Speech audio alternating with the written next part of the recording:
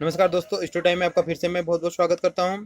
और आज 14 तारीख है, 14 अगस्त है। और आज कुछ दोस्तों आपकी तरफ से जो जितने भी सिलेक्टेड कैंडिडेट है उनकी तरफ से ज्ञापन दिया जाएगा। ज्ञापन में किन बातों का जिक्र किया गया है और मैं इस वीडियो को आपके सामने क्यों ला रहा हूँ।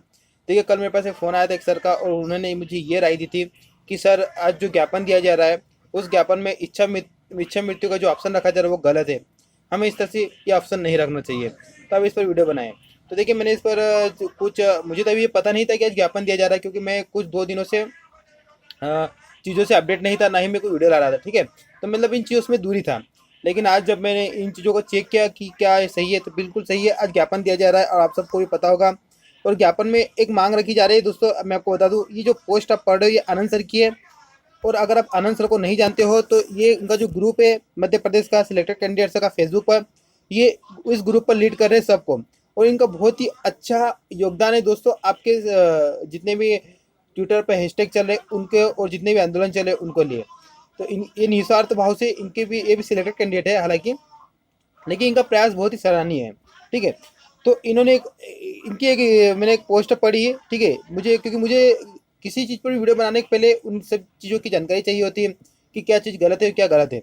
इन्होंने कल ही लिखा था कि कल 14 अगस्त मतलब आज को इच्छा मुक्ति ही मांगी जाएगी, इसके अलावा कुछ भी नहीं। सभी आदरणीय बंधु, जो 14 अगस्त को कार्यक्रम बनाया है वह पूरे विचार विमर्श के बाद ही बनाया है। मतलब इनका विचार विमर्श इन्होंने पूरा करके बनाया है। इसमें बेवजह व्यवधान उत्पन्न कर रहे हैं। जैसे कि आप सभी जानते हैं कि हम सभी विगत 1 वर्ष से लगातार आंदोलन कर रहे हैं, लेकिन आज तक सरकार की ओर से कोई सकारात्मक जवाब नहीं आया है। तो फिर हम सब क्या करें। यह ज्ञापन कार्यक्रम केवल सरकार को एक चेतावनी है, और उसमें पूरी रूपरेखा बताई गई है कि यदि हमारी मांगों को गंभीरतापूर्वक विचार नहीं किया जाता है गया गया तो आगे कौन कौन से कदम उठा सकते हैं। इसलिए जो कुछ भी चल रहा है वो सब ठीक चल रहा है। आप सब जानते हैं कि जैसे जैसे हमारे निष्क्रिय सभी साथी सक्रिय हुए हैं, और हम सब उनके उनको पैसों उनके उनको वापस निष्क्रिय नहीं होने देंगे। अपने जो 17 अगस्त का कार्यक्रम बनाया है उसके लिए भी हम सब पूर्ण समर्थन करते हैं। अतः कल होने वाला ज्ञापन कार्यक्रम अपने तय अनुसार ही होगा। ये इनकी एक पोस्ट थी। उसके बाद ये तो दोस्तों कल की पोस्ट थी। इसके बाद मैंने एक और पोस्ट देखी, मैं आपको वो भी दिखा देता हूँ। फिर उसके बाद इन्होंने दोस्तों एक और पोस्ट की थी, क्योंकि यहाँ पर एक बात ये हो रही थी कि कुछ कैंडिडेट्स का यहाँ पर ये मानना था कि इच्छा मृत्यु को मांगना ये गलत है, और कुछ कैंडिडेट इसको सपोर्ट कर रहे थे। तो कहीं ना कहीं यहाँ पर चीज़ें दो दो भागों में बढ़ रही थी। और दो चीज़ें अगर बढ़ती है दोस्तों तो कहीं ना कहीं आंदोलन में कमजोरी आती है। तो इसी को सोल्व करते हुए यहाँ के आनंद सर ने ही ये पोस्ट की थी बाद में। उसके बाद इन्होंने पोस्ट की थी कि इच्छा मृत्यु की मांग करना मतलब अनुमति लेना। इसका मतलब है कि बिना अनुमति के हम कोई ऐसा कदम नहीं उठा रहे हैं।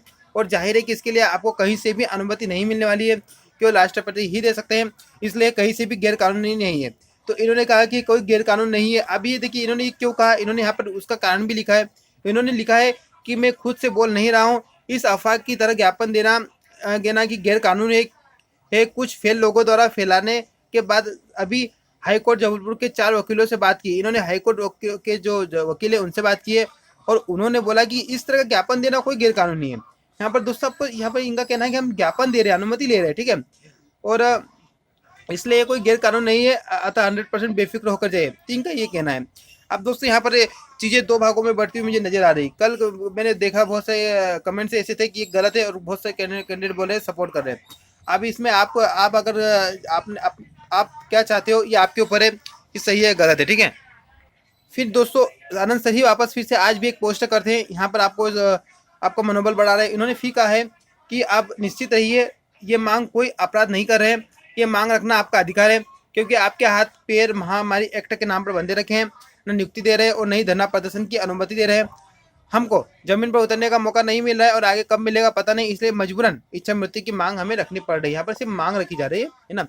अब देखिए इन्होंने कुछ बातें यहाँ पर शेयर की, आपको ये फॉलो करना पड़ेगा। कौन कौन सी बातें हैं ध्यान देखिए। प्रत्येक जिले में ज्ञापन कार्यक्रम के साथ मोबाइल फोन पर 4-6 अभ्यर्थियों के बयान 3 से 5 मिनट की वीडियो बनाकर रिकॉर्ड कर लेना, ताकि सोशल मीडिया पर चलाए जा सके और मीडिया में दिए जा सके।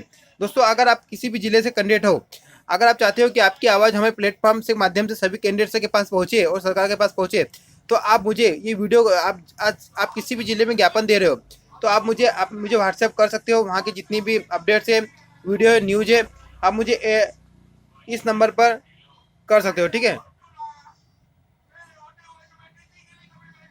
नंबर है दोस्तों 895938 13 907, ठीक है, और 90 593 13 907। इस नंबर पर आप मुझे जितने भी आप जहाँ पर भी ज्ञापन दे रहे हो वहाँ की वीडियो क्लिप्स, ताकि मैं अपने चैनल के माध्यम से भी चलाऊंगा, ताकि ज़्यादा से ज़्यादा कैंडिडेट के पास पहुँचेंगे।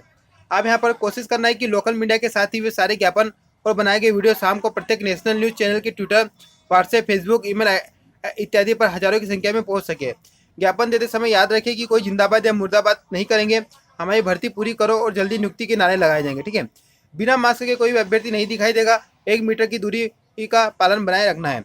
तो दोस्तों, ये पूरी आंदोलन की जो होल सिनेरियो है, मैंने देखा जो मांग रखी जा रही गलत है या नहीं सही है। तो देखिए, यहाँ पर अगर आनंद सर का कहना है कि उन्होंने हाईकोर्ट के वकीलों से इस संबंध में बात की है, तो ये मांग रखना कोई गलत भी नहीं होगा, ठीक है। लेकिन यहाँ पर सिर्फ मांग रखी जा रही है ना। आपको यहाँ पर किसी प्रकार का कोई जिंदाबाद मुर्दाबाद के नारे नहीं लगाना है, और ना ही किसी प्रकार का यहाँ पर हुड़दंग करना है।